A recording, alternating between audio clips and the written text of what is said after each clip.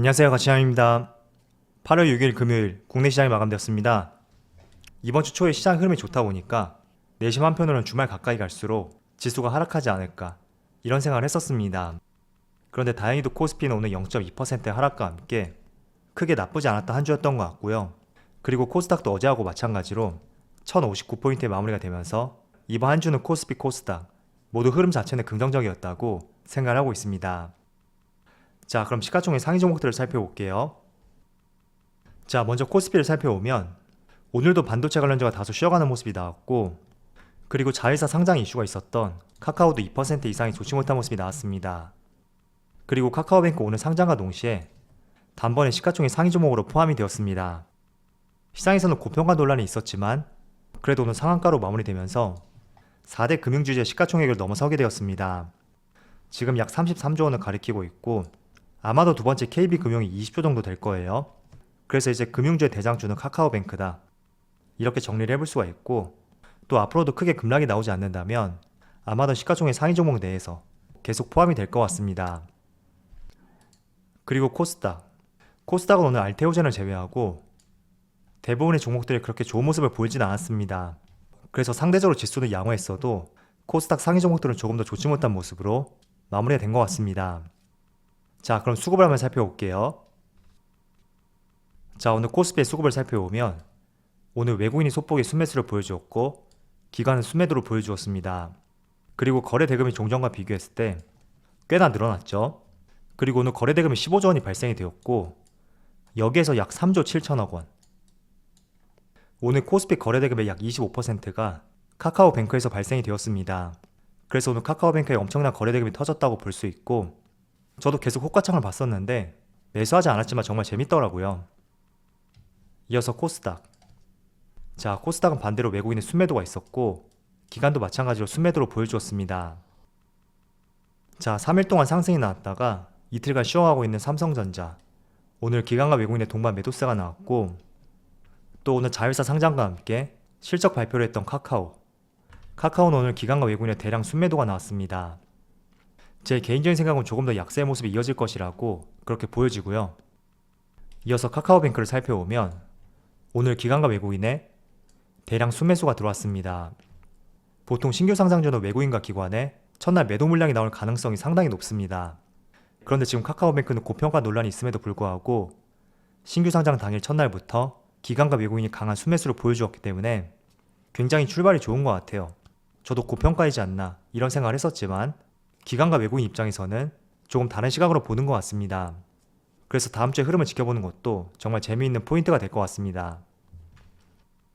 자, 이어서 주체별 매매 동향을 살펴보면 8월 6일 외국인이 가장 많이 매수한 종목은 카카오뱅크, SK바이오사이언스, 현대롭템, 삼성SDI, 삼성전자 우선주, 이렇게 5종목을 순매수 상위 종목으로 올렸습니다.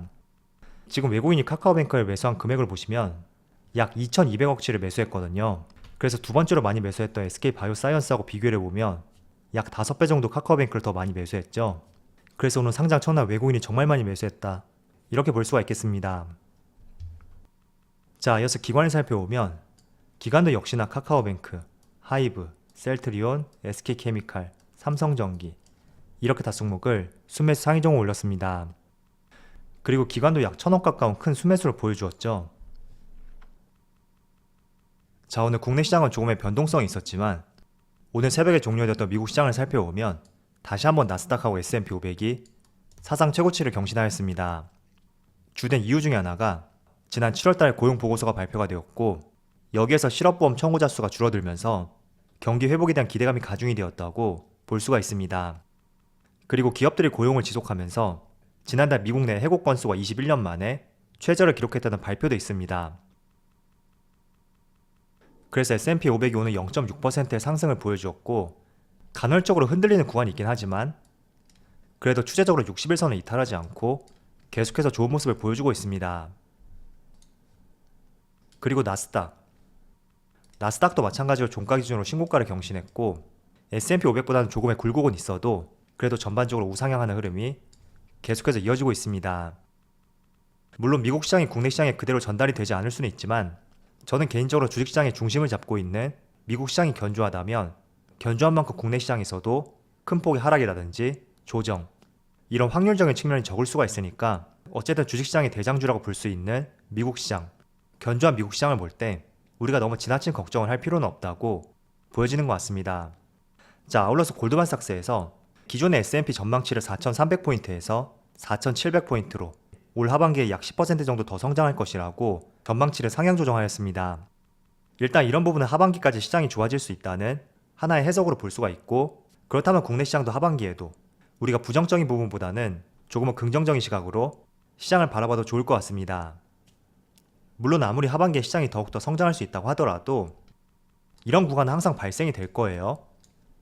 나스닥도 마찬가지였고 S&P 500도 항상 이런 구간은 발생이 되었으니까 이런 점을 언제나 유념을 하시면서 항상 시장을 바라보셨으면 좋겠습니다. 자, 그리고 오늘 카카오가 실적 발표를 하였습니다. 일단 2분기 매출이 1조 3,500억이 나왔고 영업이익은 1,620억이 나왔거든요. 그런데 실적만 봤을 때는 역대 최고치인데 시장 컨센서스, 시장에서 기대했던 영업이익 대비 약 10% 하회하는 실적을 보여주면서 조금은 이런 부분이 주가의 약세로 연결이 되었던 하나의 포인트였던 것 같습니다. 자, 그렇지만 시장 추정치를 하회했어도 어쨌든 역대 최고 실적이거든요. 그래서 물론 컨센서스를 하회했고 또 카카오뱅크 자회사에 상장했기 때문에 개인적으로 한동안 주가가 횡보할 수 있는 구간이라고 생각하고 있습니다. 그렇지만 작년부터 보셨던 분들이라면 카카오는 언제나 실적이 개선되었고 계속해서 매출과 영업이익을 증가시켜왔던 대표적인 기업 중에 하나였습니다. 그래서 다소 횡보하는 구간이 발생이 될 수는 있어도 이런 횡보하는 구간 뒤에 주가가 무너지는 그럴 가능성이 있는 종목은 아니라고 생각하고 있습니다. 그 근거 중에 하나가 바로 실적이에요. 아무리 컨센서스를 하회했다고 하더라도 지금 카카오를 바라보는 자체가 2분기보다는 3분기, 그리고 3분기보다는 4분기에 더욱더 실적을 기대해 볼 수 있고 지금 계속해서 다양한 사업 쪽으로 발을 넓혀가고 있습니다. 자, 여기 빨간 박스칸을 보시더라도 작년 2분기 대비 매출도 성장을 했고 전분기 대비 역시 매출도 성장을 하였습니다. 여기 증감률을 살펴보세요. 증감률을 면밀히 살펴보면 게임 쪽만 전분기 대비 1%의 하회를 보여주었고 다른 사업 부분은 전년 동기 대비 그리고 전분기 대비 모두 성장을 보여주었던 정말 시장 내에서 찾아보기 드물 수 있는 대표적인 성장 기업입니다. 그래서 어제도 삼성전자를 말씀을 드렸듯이 내가 성장성 있는 기업을 발굴했다면 강하게 상승이 나오고 급등하는 구간, 그런 구간보다는 다소 쉬어가고 지루한 구간, 이런 시점을 활용해 보셨으면 좋겠습니다. 그래서 오늘 실적 발표가 기대치를 하회했고 또 대표적인 자회사 카카오뱅크가 상장했기 때문에 조금은 주가가 횡보하는 구간 혹은 소폭이 하락하는 구간, 이런 구간이 발생이 된다면 차라리 이런 구간이 매수하기 좋은 시점으로서 공략해보기에 좋은 시점이지 않을까, 저는 이렇게 생각하고 있습니다. 그리고 카카오의 매출 구성을 한번 살펴보세요. 크게 두 가지로 나뉘거든요. 플랫폼 부분하고 콘텐츠 부분, 그리고 다양한 사업 부분이 있는데 여기서 매출 증가가 가장 크게 일어났던 곳이 여기 플랫폼 부분의 톡비즈, 무려 매출이 전년 동기 대비 52%의 큰 성장을 보여주었습니다. 그리고 톡비즈 내에는 카카오 광고하고 거래형 커머스가 있는데 저는 개인적으로 이모티콘이 정말 많거든요. 제가 개인적으로 이모티콘을 구매했던 것이 지금은 10개 이상이 되는 것 같은데 이게 한번 구매를 해서 사용하게 되면 또 다른 신상품이 나오던가 또 사용하던 이모티콘이 식상해진다면 새로운 걸 또 구매하게 되더라고요. 그래서 이게 저만 그런 것이 아니라 아마 많은 사람들이 동일할 거예요. 그렇기 때문에 톡비즈 매출이 52%의 큰 성장을 보였다고 보여지는 것 같고, 물론 이모티콘뿐만 아니라 선물하기, 톡스토어 이런 다양한 부분이 있겠죠.